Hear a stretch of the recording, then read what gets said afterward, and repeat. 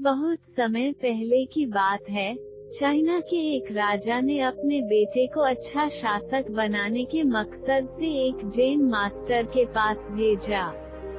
Jain master ने कुछ दिन अपने साथ रखने के बाद युवराज को 1 साल के लिए जंगल में अकेले रहने के लिए भेज दिया। जब युवराज लौटे तो मास्टर ने पूछा, बताओ तुमने जंगल में क्या सुना? मैंने कोयल की कूक सुनी, नदियों की कल-कल सुनी, पत्तियों की सरसराहट सुनी, मधुमक्खियों की गुंजन सुनी, मैंने झींगुरों का शोर सुना, हवा की धुन सुनी। युवराज अपना अनुभव सुनाता चला गया। जब युवराज ने अपनी बात पूरी कर ली तब मास्टर बोले, अच्छा है, अब तुम एक बार फिर जंगल जाओ और जब तक तुम्हें कुछ नई आवाजें ना सुनाई दे तब तक मत लौटना। 1 साल जंगल में बिताने के बाद युवराज अपने राज्य को लौटना चाहता था, पर मास्टर की बात को टाल भी नहीं सकता था, इसलिए वह बेमन ही जंगल की ओर बढ़ चला। कई दिन गुजर गए पर युवराज को कोई नई आवाज नहीं सुनाई दी। वह परेशान हो उठा।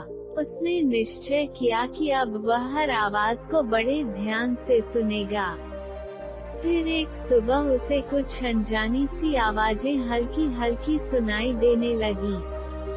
इस घटना के कुछ दिनों बाद वह जैन मास्टर के पास वापस लौटा और बोला, पहले थी मुझे वही ध्वनियाँ सुनाई दी जो पहले देती थी, लेकिन एक दिन जब मैंने बहुत ध्यान से सुनना शुरू किया तो मुझे वो सुनाई देने लगा जो पहले कभी नहीं सुनाई दिया था। मुझे कलियों के खिलने की आवाज सुनाई देने लगी, मुझे धरती पर पड़ती सूर्य की किरणों, तितलियों के गीत और घास द्वारा सुबह की ओस पीने की ध्वनियाँ सुनाई देने लगी।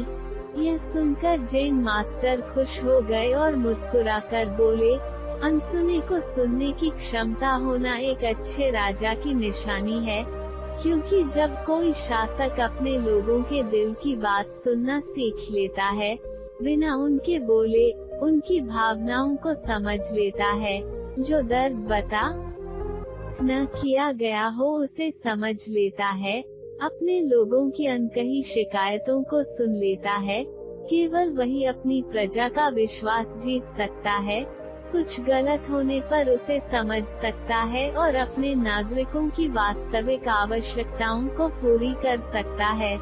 दोस्तों, अगर हमें अपनी फील्ड का लीडर बनना है तो हमें भी वो सुनना सीखना चाहिए जो नहीं कहा गया है, यानी हमें उस युवराज की तरह बिल्कुल अलर्ट होकर अपना काम करना चाहिए और अपने साथ काम करने वालों की जरूरतों और भावनाओं का ख्याल रखना चाहिए, तभी हम खुद को एक ट्रू लीडर की तरह स्थापित कर सकेंगे।